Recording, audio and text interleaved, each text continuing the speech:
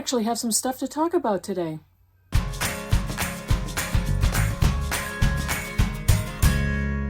Hey BookTube, it's Kim at Middle of the Bookmarch, and today is my bookish week for Sunday, November 5th. I got it right because I remember I had book group on Friday the 3rd, and I'm filming on Saturday the 4th, and now it's Sunday the 5th. That's how my brain works. So I finished 2 books last week. I'm currently reading one, and I'm about to start one for a buddy read. So let me tell you about the books I've got. I honestly don't have much more to talk about right now. So let's talk about the books. I read The Poisoner's Ring by Kelly Armstrong. This is the second book in a Rip Through Time series. And a Rip Through Time is the first book, so you have to kind of read them in order. You're not going to really get the character nuances unless you do it that way. So this is the second book in the series of the same characters. And the characters are, let's see, what is her name? Mallory. It's a time travel historical crime mystery story. Mallory is a young detective from Canada who basically fell through a portal into Victorian Scotland in 1869, and she fell into the body of a housemaid in a Scottish estate. And her employer is a Dr. Gray. Yes, I keep forgetting the names, Dr. Gray. But Dr. Gray is not quite he's sort of a medical doctor, but he's almost like a funeral director, or it's almost like he's almost like a Victorian CSI guy. And so she has detective training, but eventually she has to figure out, do I tell the people that I'm now employed by who I am, how I came to be here? And eventually things get worked out. I'm not going to tell you how, because that all happens in the first book. But this one, there's an investigation into a bunch of guys who have died by being poisoned. And one of the men who was poisoned belonged to part of the Dr. Gray family. So now it's hit closer to home, and the team is trying to investigate who did it and how, and what kind of poison is it. I'm not going to tell you any more because it's the second book in a series, but what I am going to say is it's fascinating to read how they did things before forensic science, before DNA, before being able to analyze chemicals, before being able to, take pieces of a human body and test things and put them through all kinds of rigorous examinations. So it's really interesting how they're figuring this stuff out in a Victorian era. I didn't love this book like I did the first one, but it was good, and I really did enjoy reading it. I'm looking forward to the next one. But this was kind of, 3-star kind of a book for me. Some of the expressions that have come out of Mallory's voice are so contemporary that they don't fit in with Victorian Scotland. And it was just a little jarring to be reading that. And she's using a lot of words that they clearly have no idea what they are. And it just didn't fit in with the text. And it happens enough, quite a bit, so that it was a little frustrating for me. But overall, I liked the story. I kind of knew eventually, well, not eventually, but pretty quickly. We all learn eventually who did it. But I figured out pretty quickly who it was, kind of why. And it was like, oh, all right, that's fine.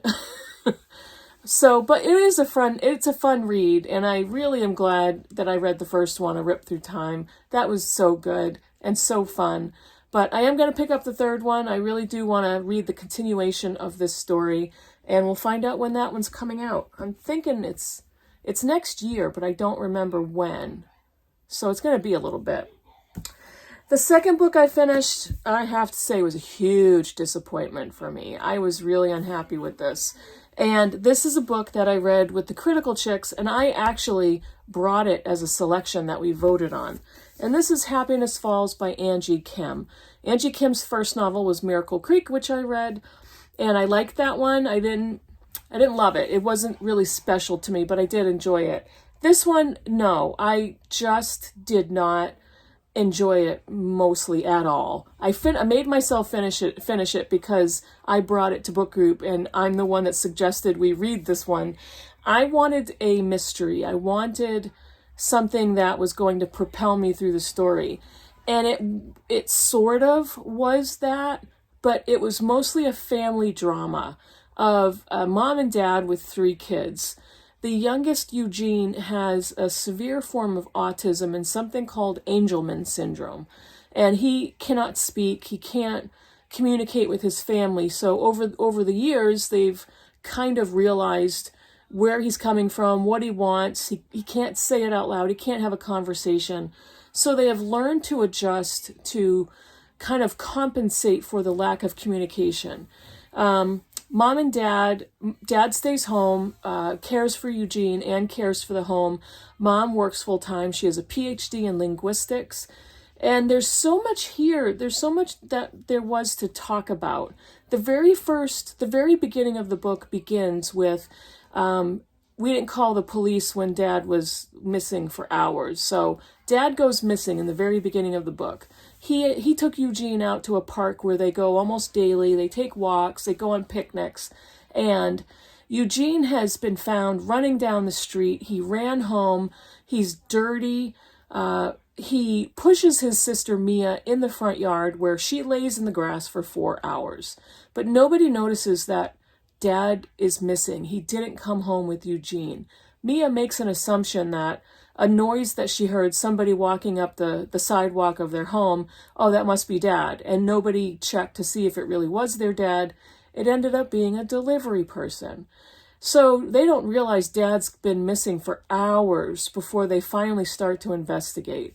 And there's a search party that's formed. The police are eventually called. And that's when the investigation goes into overdrive. But it wasn't enough of a mystery for me. Much of the book there's going back in time and flashbacks. There's a lot of discussion about Eugene's disorders, about autism, about Angelman syndrome, what that is, how the family has adjusted for that, what they've done in the past to try to help Eugene unlock his voice and his communication, some of the things that didn't work and how traumatizing that was for the family. And Mia herself, she is the narrator of the book. She's 20, and she has a twin brother, John, so they're both at college level.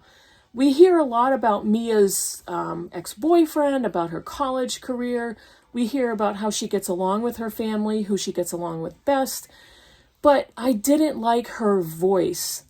I actually thought she sounds like she has Asperger's, because she was talking a lot about musical composition, math. She did a lot of analysis of how the two of those things connect. The way she spoke, the things that she said, there was a disconnect there. There was an emotional disconnect. And quite often with people who have Asperger's or high-functioning autism, that is the thing that you notice is the social aspect of the disorder and the social inconsistencies and the things that they are challenged by when it comes to social interaction. And her speech kind of pointed to that. The other thing I absolutely hated about the book is there are footnotes in a novel. I hate footnotes in a novel. And the footnotes didn't really apply to the story. So I was pissed. I was so just annoyed by that in a big way. I basically blew through the footnotes. I almost didn't read them. I skimmed a couple to see if they had anything to do with the book. They really did not. It was just an expansion on what Mia was saying in the text. If that's the case, put it in the text and leave the footnotes out of a friggin' novel. And it's way too long. This hardcover, this is a Book of the Month Club version. And the novel itself is 372 pages. It got very redundant and repetitive, and I was not interested. The mystery was really anticlimactic, anticlimactic. I think that's the word. That's the right one. And just disappointing. So I really did not like this book at all, which is too bad. Really wanted to love it, but no. Oh well. Can't recommend that one, quite honestly. And, you know, our book group was divided 50-50. Some of us really loved it, and some of us didn't, me included. I'm probably not going to pick up another Angie Kim novel. I, it's just not special enough for me. I don't enjoy the writing enough, and I didn't enjoy either of the stories of both of her novels. So that'll do it for me. What am I currently reading? I have had this book forever. I have finally gotten to it. This is the inaugural book for my nonfiction November. I'm not really following any prompts. I'm just reading some nonfiction books. This is Say Nothing by Patrick Radden Keefe. The subtitle is A True Story of Murder and Memory in Northern Ireland.